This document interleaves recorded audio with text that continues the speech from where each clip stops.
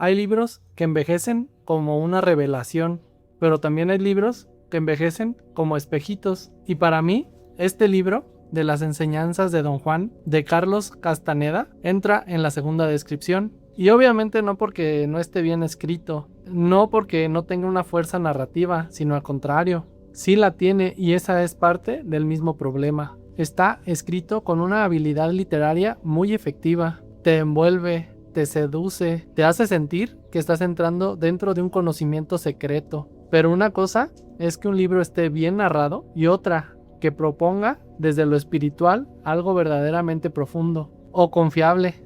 El libro nació en 1968, mucho antes de que yo naciera. Fue publicado por la Universidad de California y se presentó como un estudio antropológico, ligado obviamente al trabajo de Castaneda. Y esto muy pronto se volvió un bestseller. Conectó especialmente con la generación joven de ese momento. En Estados Unidos estaban fascinados con la realidad no ordinaria. Y en ese momento es cuando empieza mi distanciamiento con este libro, mi desconfianza. Porque cuando uno rasca la superficie, lo que aparece no es una vía para un despertar interior, sino más bien una mezcla por la fascinación en busca de un poder, manipulación maestro-alumno y uso de sustancias psicoactivas, presentándose como si fuera un camino a un nivel superior. El propio libro gira alrededor de 3 agentes principales, a lo que él le llama el mezcalito, el peyote, a lo que también le llama el humito, que es una mezcla de hongos, y a lo que le llama la hierba del diablo, puro alucinógeno. Y Castaneda los presenta como la vía espiritual de una cultura yaqui, la fuente del conocimiento. Y este es un punto muy clave, porque una cosa es reconocer diferentes culturas que han utilizado diferentes plantas sagradas, contextos de rituales en unión con la naturaleza. Y otra, muy distinta, es asumir que cualquier experiencia con sustancias que nos lleve a un estado de conciencia alterada equivale a un despertar espiritual. El libro, en realidad, en vez de llevarte a una observación interior, al silencio, a la autoindagación, a una conciencia sostenida, te lleva más bien a una experiencia llena de vicios, inducidas, ambiguas, teatrales y simbólicas, obviamente muy impactantes para el lector. Brujería, o sea, a estados alterados de conciencia, y no precisamente a estados más lúcidos de conciencia. Y esa es una diferencia muy enorme. Por eso, cuando yo digo que este libro está sobrevalorado, creo que así lo es.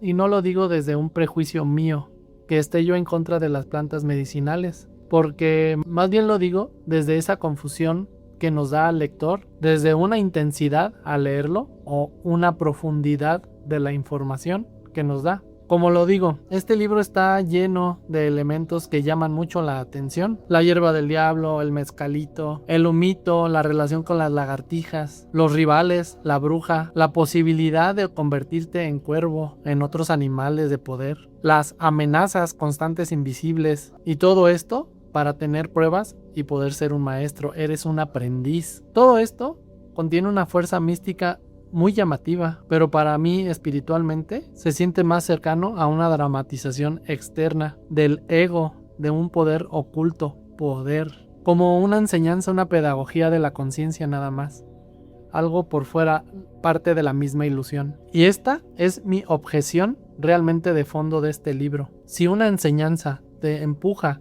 a buscar afuera, en sustancias, en simbolismos, en rituales, figuras de autoridad, adquirir poderes en esta 3D en nuestro cuerpo, transformación. Esto no nos está llevando al centro, no nos está llevando a lo interior y lo está desplazando obviamente. Eso para mí no tiene nada que ver con un despertar. Eso es una dependencia simbólica que nace del sistema del ego. Además, el personaje de Don Juan, el chamán, diablero, o no sé, tengo duda de que haya existido. Existe al menos en este libro, existen sus enseñanzas. No se presenta como un sabio sereno, ni como un señor de conciencia expansiva. Se presenta como una figura dominante, altanera, críptica, encerrado en sí mismo, en su ego. Muchas veces más cercana al control psicológico de su aprendiz. Lo maltrató, esto más que una verdadera guía. Lo llevaba, según esto, al límite para que aprendiera.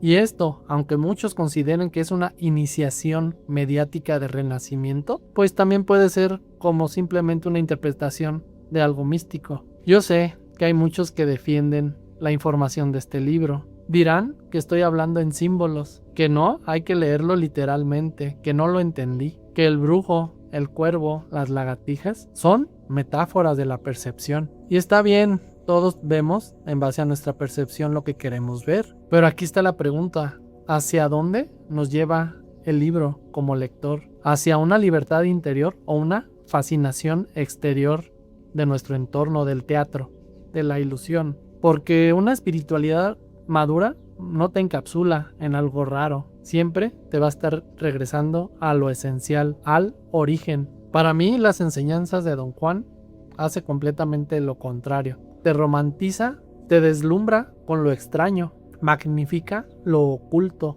y lleva a que el lector persiga esas experiencias de verdad. Y muchos críticos que conocen las tradiciones indígenas criticaron el punto donde él nos muestra al personaje de Don Juan, que sale totalmente de las tradiciones que él nos dice, yaqui. Pero bueno, eso no importa mucho, no voy a ver si es verídico o no, es la información que nos está transmitiendo este libro. Porque si este libro nos lo vendieron como un acceso a la sabiduría ancestral, yaqui, ahí debemos de preguntarnos si es auténtico. Nos hace creer que viene de una tradición verdadera y secreta. No hay datos históricos por ningún otro lado de que el personaje de Don Juan exista, a diferencia de las investigaciones, por ejemplo, de Jacobo Grinberg, de los chamanes de México. Para todo hubo evidencia en dónde estaban, qué hacían, en qué región estaban. Y bueno, pues este libro glorifica a entrar a los estados alterados de conciencia por medio de sustancias.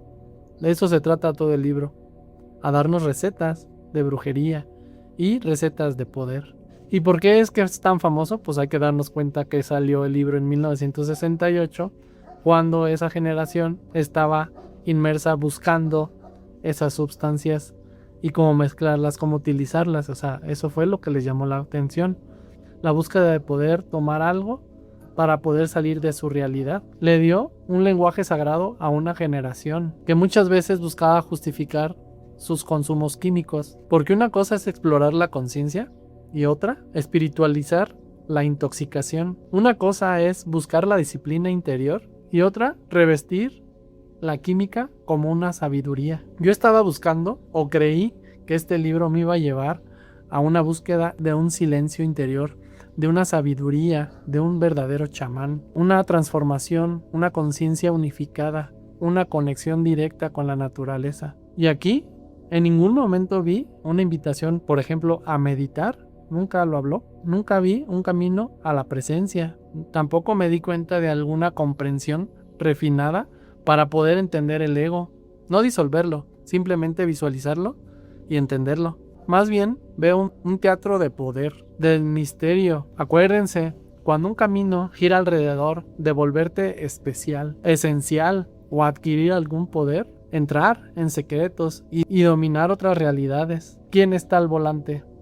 El ego. Por eso, aunque reconozco que Castaneda escribe bien, el libro te seduce, tiene una narración magnífica, sabe construir una buena atmósfera, te lleva sobre la intriga y a lo mejor hasta dentro de un morbo de lo que son estas sustancias. Al final, como a la mitad del libro, ya se me hacía burdo, pero nunca puedo dejar de terminar un libro. Lo tengo que terminar, no sé por qué. Y bueno, pues mi conclusión es que el libro de Don Juan, para mi punto de vista, no es un libro de despertar. Es un libro de deslumbramiento egoico. No me parece una guía de conciencia, sino más bien una narrativa de alteración de conciencia. No me parece una guía hacia el ser, hacia la presencia, sino hacia una fascinación, hacia una ilusión. Y es por eso que es el primer libro que le doy un 5 de 10 y se lleva un 5 porque está muy bien escrito y muy bien narrado.